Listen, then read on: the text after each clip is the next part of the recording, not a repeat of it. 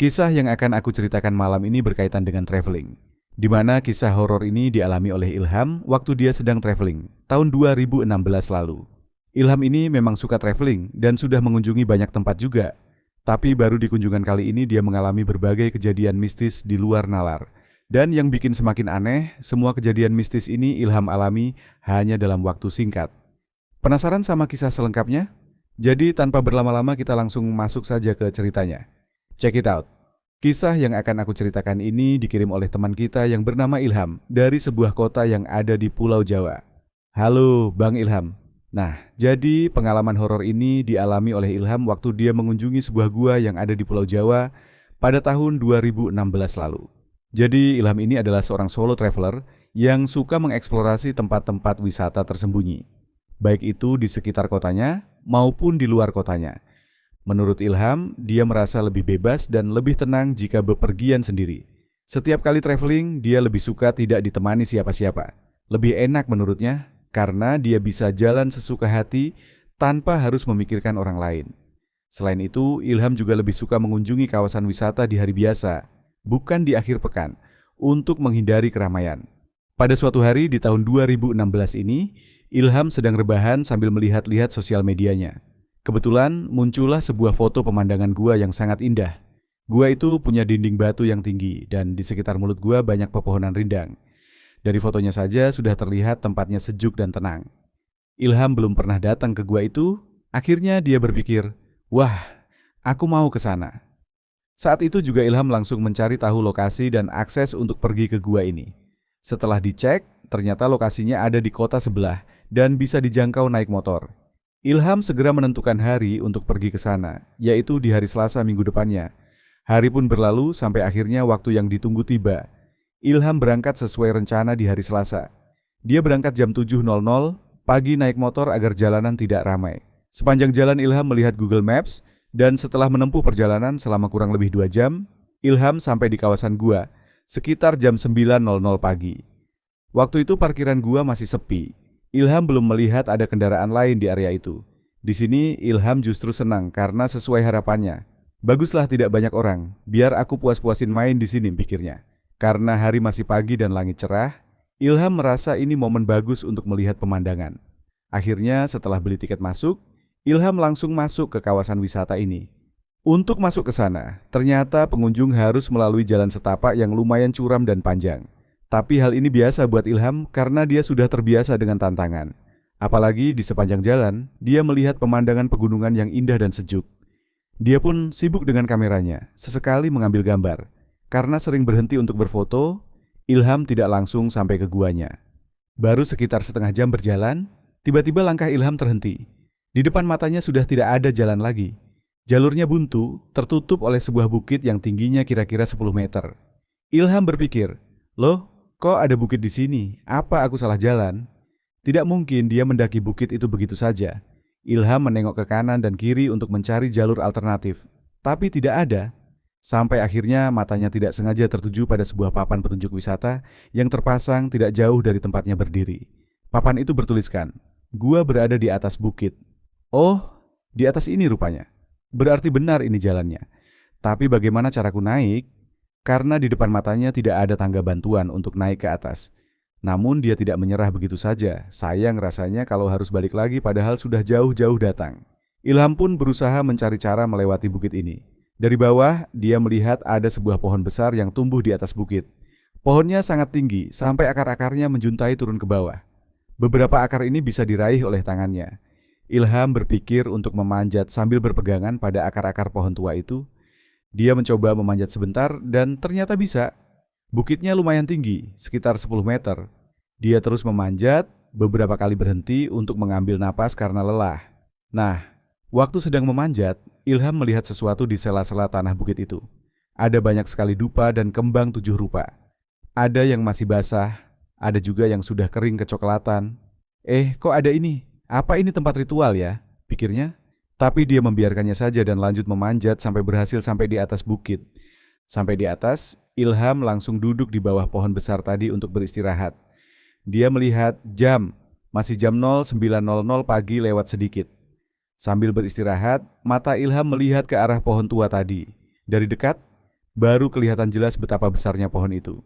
Batangnya tebal, akarnya menjulur keluar tanah, dan ranting-rantingnya menyebar luas sampai menutup sebagian langit.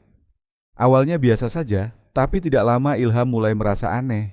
Dia merasa seperti ada yang sedang memperhatikannya dari atas pohon, tepatnya di area ranting-ranting. Waktu dia perhatikan dengan teliti, tidak ada apa-apa. Tidak ada burung atau binatang kecil.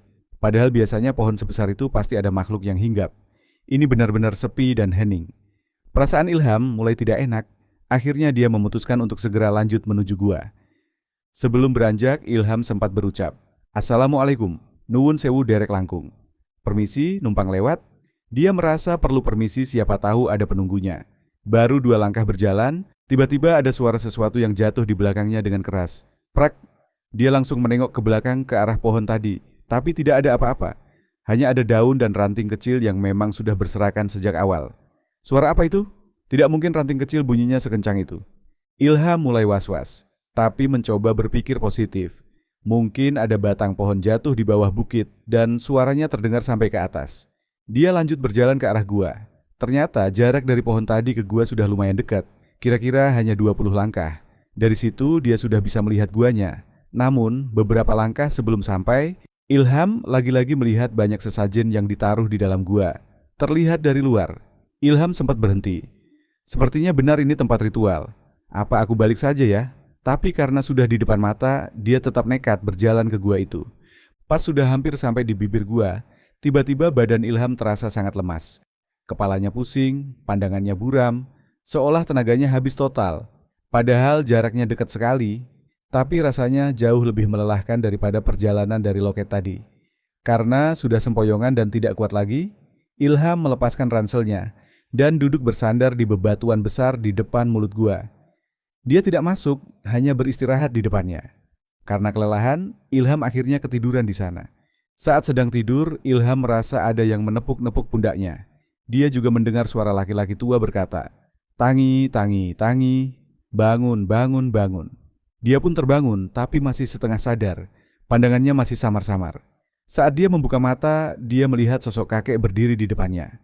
Kakek itu memakai jubah putih, tidak memakai alas kaki, dan tubuhnya sangat tinggi. Semakin Ilham melihat ke atas, kepalanya terasa semakin berat. Ilham tidak merespons, dia pikir dia sedang bermimpi karena saking anehnya.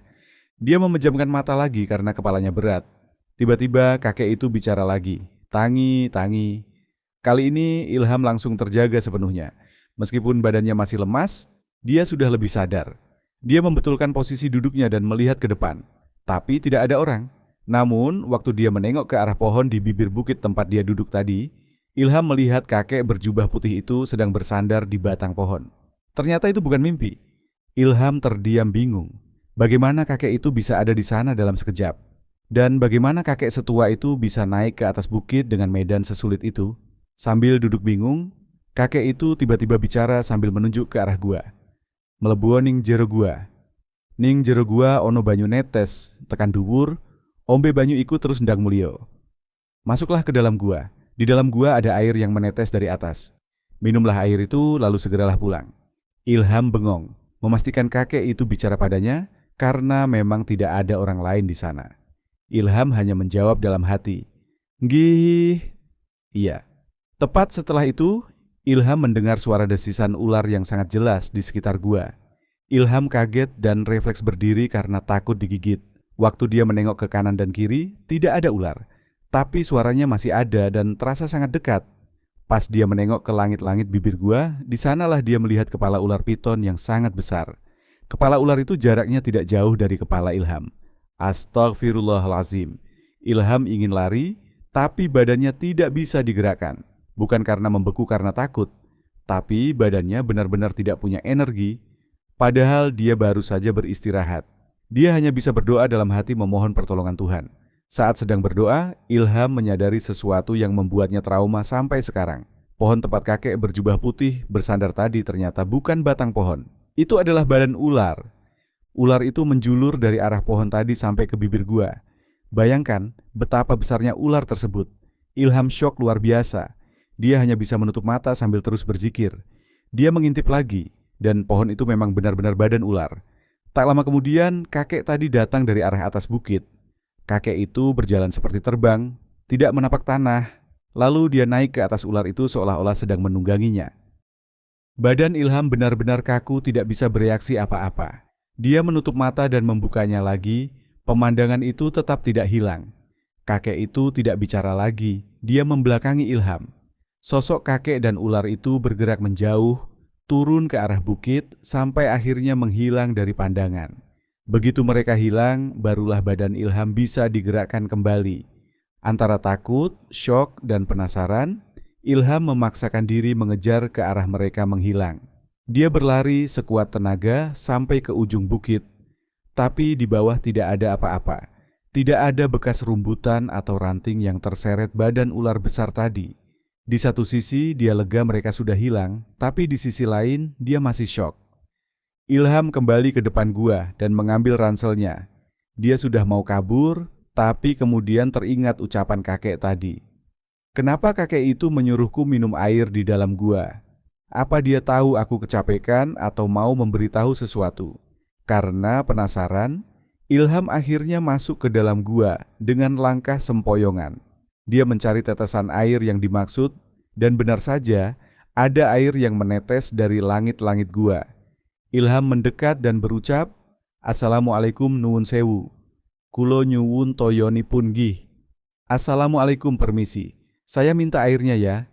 Dia menampung tetesan air itu dengan tangannya lalu meminumnya sambil membaca bismillah. Airnya terasa sangat jernih dan sejuk di kerongkongan. Ajaibnya, seketika badannya terasa tegak dan bugar kembali. Pandangannya yang tadinya buram langsung jelas dan tenaganya pulih total. Ternyata kakek itu tahu Ilham kehabisan energi dan menyuruhnya minum air itu agar bisa pulang. Setelah merasa enak, Ilham tidak berlama-lama di sana. Dia menuruti perintah kakek untuk segera pulang. Sebelum keluar gua, dia berpamitan lagi. "Assalamualaikum, matur nuwun toyonipun gih. Kulo pamit rumiyin." "Terima kasih airnya, saya pamit dulu." Dia turun dari bukit melewati akar-akar pohon tadi. Sampai di pintu keluar bawah, dia melihat sudah ada beberapa pengunjung lain. Dia pikir pasti sudah sore karena dia merasa lama sekali di atas. Namun saat mengecek jam tangan, ternyata masih jam 10.00 pagi. Artinya, semua kejadian luar biasa tadi hanya terjadi dalam waktu 1 jam sejak dia sampai.